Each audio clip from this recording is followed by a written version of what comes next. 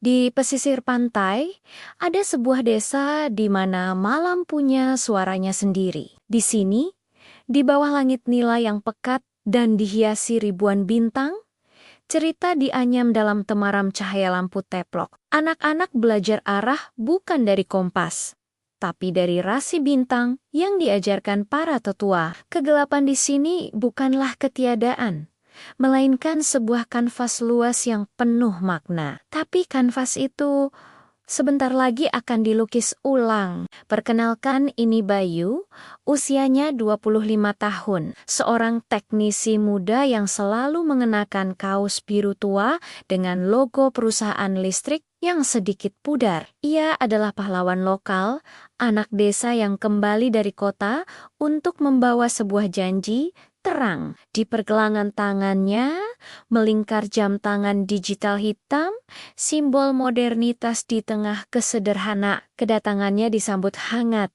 bagai putra yang pulang membawa kemenangan. Namun, di antara kerumunan yang bersukacita, ada sepasang mata yang memandangnya dengan tatapan berbeda. Di beranda rumah panggungnya yang menghadap laut, duduklah Mak Laila. Wanita berusia 70-an tahun dengan rambut putih yang selalu rapi. Kain sarung batik bermotif kembang kopi membalut tubuhnya dengan anggun. Jari jemarinya yang keriput bergerak perlahan, seolah sedang memintal cerita yang tak terlihat. Bayu menghampirinya. "Mak," sapanya hormat. Mak Laila tersenyum teduh. "Kau bawa api yang besar, Bayu," katanya pelan. Suaranya selembut debur ombak. "Jangan lupa, api yang besar juga menciptakan bayangan yang besar." Bayu tersenyum percaya diri. Di sabuknya, gulungan isolasi hitam tergantung, siap menaklukkan malam. "Ini bukan api, Mak, ini cahaya. Tidak akan ada lagi bayangan." Dari tempatnya berdiri, ia bisa melihat tiong-tiong listrik baru yang berdiri gagah di sepanjang pantai. Siluetnya menusuk langit berbintang. Baginya, itu adalah monumen kemajuan. Hari-hari berikutnya adalah hari kerja keras. Bayu dan timnya tak kenal lelah menarik kabel dari tiang ke tiang, memasang meteran di setiap dinding rumah panggung, dan akhirnya memasang bola lampu di setiap beranda. Bayu bergerak cekatan, jam digitalnya sesekali menyala terang saat ia bekerja di sudut yang gelap, seolah memberi bocoran tentang cahaya permanen yang akan datang. Lalu, malam yang ditunggu-tunggu pun tiba. Seluruh desa berkumpul di pantai, mata mereka terpaku pada satu titik.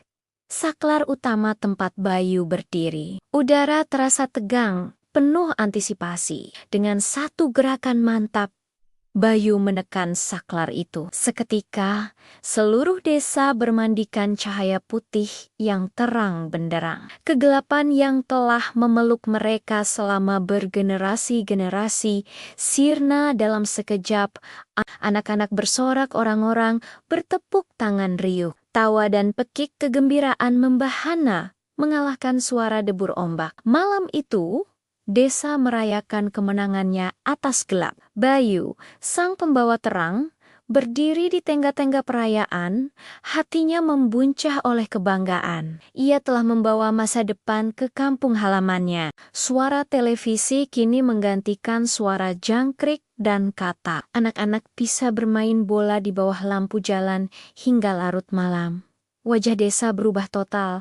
Cahaya telah menang. Tapi kemudian, bayangan yang pernah diucapkan Mak Laila perlahan mulai muncul. Bukan bayangan harfiah, melainkan bayangan yang tak terlihat oleh mata biasa. Beberapa malam kemudian, di hamparan pasir yang sama, tempat mereka merayakan cahaya, sekelompok tukik, bayi-bayi penyu, memecahkan cangkang mereka. Secara naluriah, mereka mencari cahaya rembulan yang terpantul di permukaan laut untuk menuntun mereka pulang. Namun, mata kecil mereka tertipu. Cahaya yang mereka lihat bukanlah cahaya bulan, melainkan cahaya lampu jalan yang terang dan statis.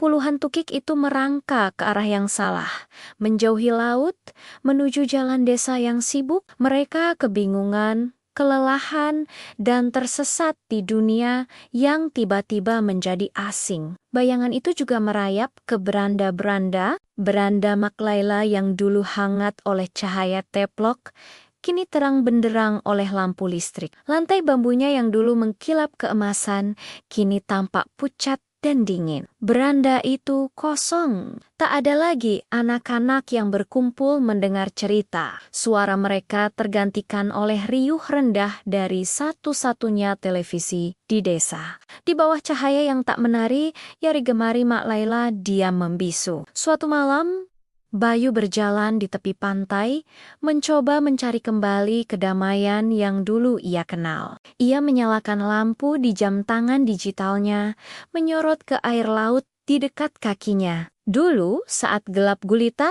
ia sering takjub melihat plankton yang berpendar, memancarkan cahaya biru magis seperti bintang jatuh di dalam air. Tapi kini, di bawah polusi cahaya dari desanya, air laut itu tampak gelap dan mati. Keajaiban itu telah lenyap. Rasa bangga di hati Bayu perlahan terkikis, digantikan oleh rasa cemas yang dingin. Cahaya yang ia bawa ternyata memiliki harga yang tak pernah ia perhitungkan. Dengan hati yang berat, Bayu kembali mendatangi beranda Mak Laila. Ia duduk bersimpuh di lantai bambu yang terasa dingin di bawah cahaya listrik. Lampu teplok tua itu masih ada di mejanya, tapi padam dan berdebu. Suara ombak masih sama, tapi kehangatan beranda itu telah hilang. "Aku salah, Mak," ucap Bayu lirih. Suaranya nyaris ditelan angin laut. Cahayaku membutakan."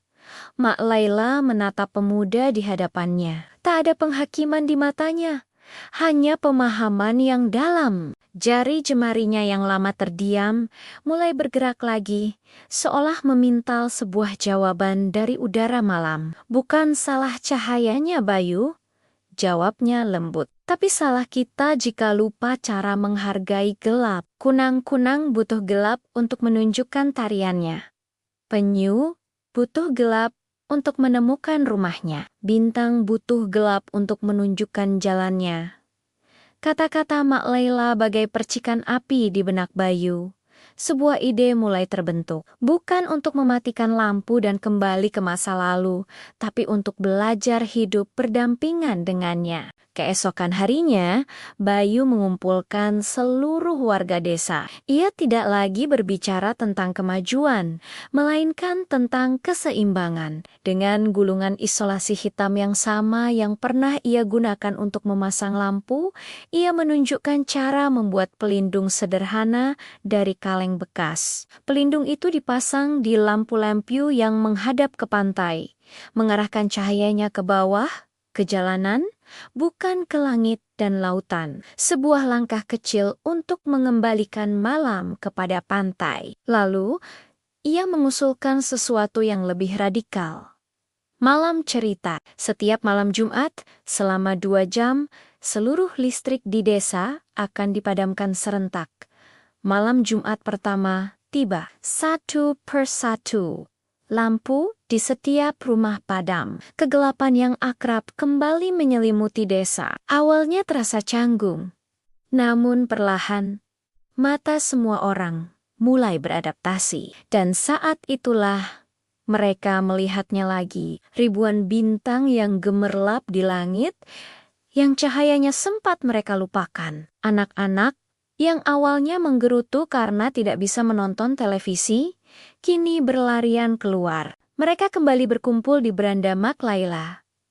Wanita tua itu tersenyum, lalu menyalakan lampu teploknya. Cahaya keemasan yang hangat kembali menari-nari di wajah-wajah mungil yang antusias. Dan diiringi musik ritmis dari debur ombak, Mak Laila pun mulai bercerita.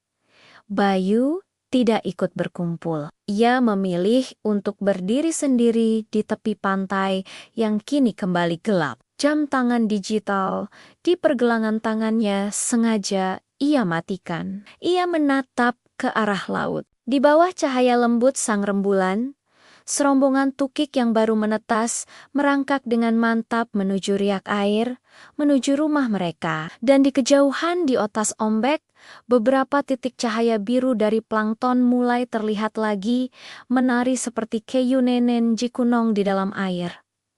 Bayu tersenyum. Sebuah senyum yang tulus. Ia sadar, ia tidak lagi hanya menjadi pembawa terang. Ia telah membantu desanya menemukan kembali keindahan dan kebijaksanaan yang hanya bisa tumbuh dalam gelap. Terima kasih sudah menonton kisah cahaya di pesisir pantai. Jika cerita ini menyentuh hatimu, jangan lupa untuk like, share, dan subscribe channel kami untuk kisah-kisah inspiratif lainnya. Sampai